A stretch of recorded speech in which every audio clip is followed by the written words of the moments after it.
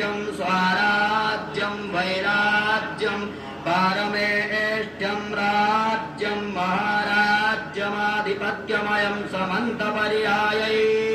स्यात् सार्वभौमः सार्वायुषान्तादापरार्धात् पृथिव्यै समुद्रपर्यन्तायः एकराडिति तदप्येष श्लोको विगीतो मरुतः परिवेष्टारो मरुत्तस्यावसन्द्रहे आवीक्षितस्य कामप्रेर् विश्वे देवा सभासद इति ॐ विषवातश्चक्षोरोतद्विषवातो मुखो विषवातो बाहुरोतद्विषवातश्पात